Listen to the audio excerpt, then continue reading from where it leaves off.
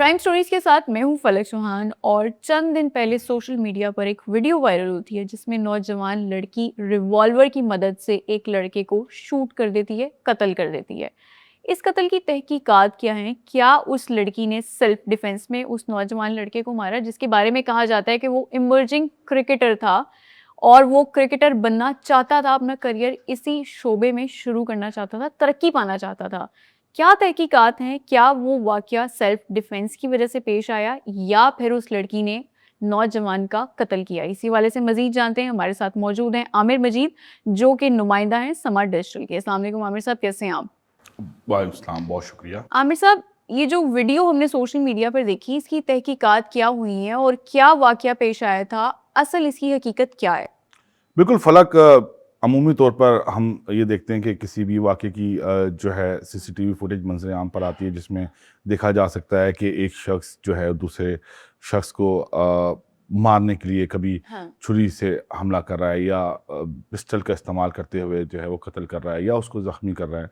अमूमन हमने इसी तरह की ही सीसीटीवी फुटेजेस देखी, लेकिन एक सीसीटीवी फुटेज मंजर आम पे आई जिसमें हम देख सकते हैं कि रात का वक्त है, एक लड़की है जिसने बुर्का पहना हुआ है, उसने नकाब किया हुआ है और वो एक मोटरसाइकिल सवार से कुछ गुफ्तगू कर रही है और ठीक है।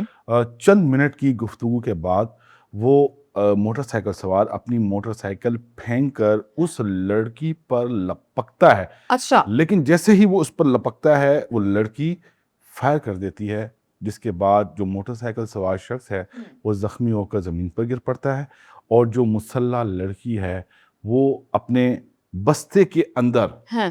पिस्टल डालकर फरार होते हुए दिखाई देती है। अच्छा फलक, ये वाकया पेश आता है हारूनाबाद भावल नगर का इलाका है और जो मरने वाला है इसका नाम तलहा नईम था।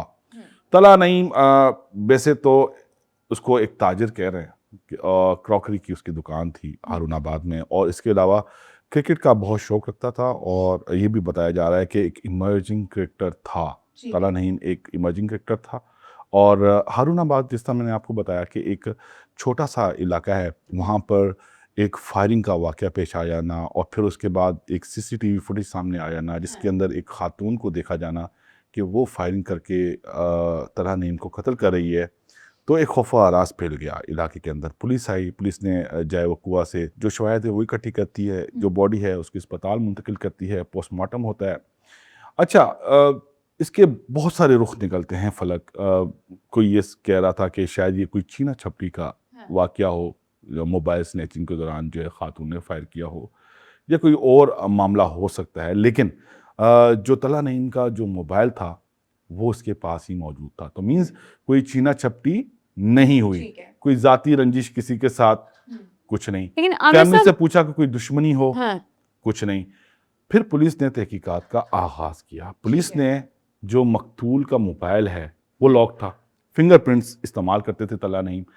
फिंगरप्रिंट से जब उनका मोबाइल ऑन किया गया तो एक आखिर में एक नंबर आया जो वकुआ है उससे कुछ देर पहले का लास्ट राब्ता तलहा नईम ने उसके साथ किया था, उस नंबर की खोज लगाई गई। आमिर साहब, यहाँ पर सवाल तो ये पैदा होता है कि क्या वो लड़की तलहा को जानती थी? क्योंकि लास्ट कॉल भी तलहा के फ़ोन में उस लड़की की ही थी, तो क्या रिश्ता था उनके दरमियान? जी, बिल्कुल फलक, मैं आपको यही बताने वाला था कि जैसे ही पुलिस वो नंबर निकालती है, उस नंबर की खोज लगाती है पुलिस, तो एक खातून का नंबर निकलता है वो, और जब उसको ट्रैक किया जाता है तो ननकाना साहब के पास एक इलाका है शाहकोट, वहाँ पर वो नंबर एक्टिव मालूम होता है। पुलिस जाती है, वहाँ से जाकर वो जो खातून है उसको गिरफ्तार कर लेती है और गिरफ्तार करके उसको वापस हारूनाबाद लाया जाता है। पुलिस मुलजिमा से तफ्तीश का आगाज़ करती है और मुलजिमा आगाज़ में ही एतराफ़ जुर्म कर लेती है और बताती है कि इसका नाम अरीबा है और वो गवर्नमेंट कॉलेज यूनिवर्सिटी फैसलाबाद में एमफिल की तालबा है। ठीक है। पुलिस पूछती है कि ये आपने जुर्म क्यों किया, तो अरीबा बताती है कि 2 साल पहले उसकी दोस्ती हो जाती है तलहा नईम से on a social media account, उनकी आपस में इंटरेक्शन होता है और फिर उसके बाद मैसेजेस होते हैं, मैसेजेस के बाद जो है वो फ़ोन नंबर एक्सचेंज होते हैं, फ़ोन नंबर एक्सचेंज होने के बाद जो दोस्ती है वो प्यार में बदल जाती है और फिर आपस में मिलना मिलाना शुरू हो जाता है। अरीबा के मुताबिक एक दो दफ़ा मुलाकात हुई और फिर उसके बाद वो मुतअद्दिद बार फैसलाबाद के गिरदोनवा में मिलते भी रहे ठीक है। और इसी दौरान उनका एक फ़िज़िकल रिलेशन भी कायम हो गया और तला नहीं, उसका ये कहना था कि वो उससे शादी करना चाहता है। अरीबा के मुताबिक उसने उसको प्रपोज़ किया, उससे शादी की दावत दी जो उसने एक्सेप्ट की। दोनों ने प्लान किया कि वो दोनों शादी करेंगे, अपने घर वालों को मनाएँगे। तलहा रिश्ता लेके जाएगा अरीबा के घर और अरीबा वहाँ पर सारी राह हमवार करेगी और उन दोनों की शादी हो जाएगी। लेकिन जैसे-जैसे वक़्त गुज़रता गया, अरीबा और तलहा आपस में मिलते रहे और इसी दौरान हाँ। तलहा ने अरीबा को मजबूर करके कि अब तो हमारी शादी हो ही जानी है, तो कोई फ़र्क नहीं पड़ता, हम अपने जो मुलाकात है उसको यादगार बनाने के लिए इसकी वीडियो बनाते हैं। जो अरीबा है वो उसको मना करती रही, लेकिन चूँकि आपको पता है अमूमी तौर पे ख़वातीन जो है वो हो जाती हैं थोड़ा-सा और वो अलाउ कर देती हैं कि यार ठीक है, अब मुस्तकबिल में हमारी शादी ही होने वाली है। तो उसने तलहा को अलाउ किया वीडियोज़ बनाने का और तलहा उसकी गैर इख़लाक़ी वीडियोज़ बनाता रहा। लेकिन जैसे-जैसे वक़्त गुज़रता गया, तलहा अपने वादे से पीछे हटता गया और एक वक़्त ऐसा आया कि तलहा ने शादी से इनकार कर दिया। ठीक है। आमिर साहब, इंतहाई अफ़सोसनाक वाक़या है कि उस लड़की की वीडियोज़ बनाई गई और उसके बाद फिर उसको तलहा शादी का जो वादा है वो करके भी पीछे हट गया। मज़ीद तफ़्तीश क्या की गई पुलिस की तरफ से? क्या नई तहकीकात का आगाज़ हुआ है? जी, बिल्कुल फ़लक वीडियोज़ तो उसने बना ली, वादा भी उसने तोड़ दिया। उसके बाद उसने रिश्ता नहीं तोड़ा, ठीक है। वो उसको ब्लैकमेल करता रहा। अच्छा। वो उसको मिलने के लिए बार-बार हारूनाबाद बुलाता रहा। वो कभी फैसलाबाद से हारूनाबाद जाती, कभी अपने घर जो कि ननकाना साहब का इलाका है शाहकोट से उससे वो मिलने के लिए हारूनाबाद जाती ठीक है। और अगर वो इनकार करती हाँ। तो तलहा नईम उसको धमकी देता कि उसकी गैर इखलाकी वीडियोस सोशल मीडिया पर अपलोड कर देगा और उसके फैमिली मेंबर्स को वो वीडियोस भेज देगा। अच्छा, फ़र्क होता है ऐसा ही है कि जब दोस्ती प्यार में बदलती है तो घर वालों के नंबर वगैरह भी एक्सचेंज हो जाते हैं। तो जो तलहा नईम है उसके पास अरीबा के घर वाले, इवन कि उसके रिश्तेदारों के भी नंबर मौजूद थे। अच्छा। तो उसको यही ब्लैकमेल करता था कि जब वो उसको बोलता था कि उसको हारूनाबाद आना है तो अरीबा को जाना होता था और अगर वो इनकार करती थी तो उसको वैसे ही थ्रेट करता था। अरीबा ने काफ़ी दफ़ा उससे रिक्वेस्ट की, देखो तुम्हें शादी नहीं करनी, ओके, हमारा एक रिलेशन था, ख़त्म हुआ, हाँ।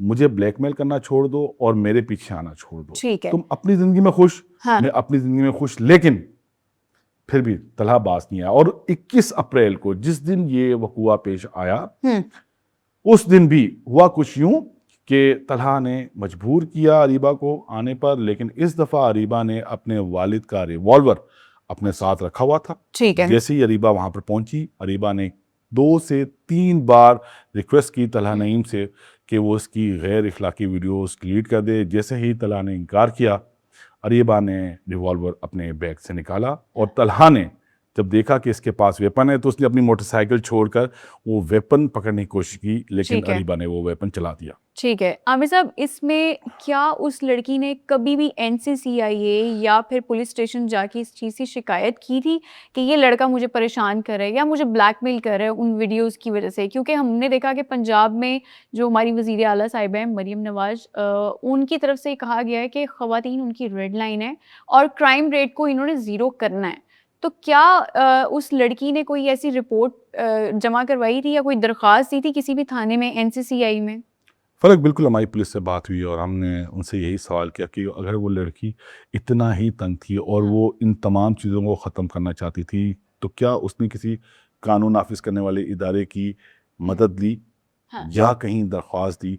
तो उनका कहना है कि अभी तक की जो तहकीकात हुई हैं, उसमें तो ऐसी कोई चीज़ भी सामने नहीं आई कि जो मुलज़िमा है उसने कानून का दरवाज़ा खटखटाया हो। हाँ, उसने ये ज़रूर कहा कि वो ये चाहती थी कि ये बात किसी को भी पता ना चले और ठीक वो है।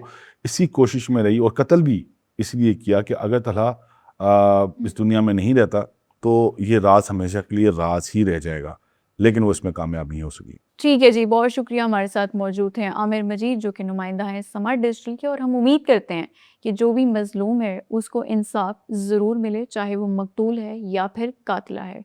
फलक चौहान को दीजिए इजाज़त, अगले एपिसोड में दोबारा मुलाकात होगी, तब तक के लिए अल्लाह हाफ़िज़। है।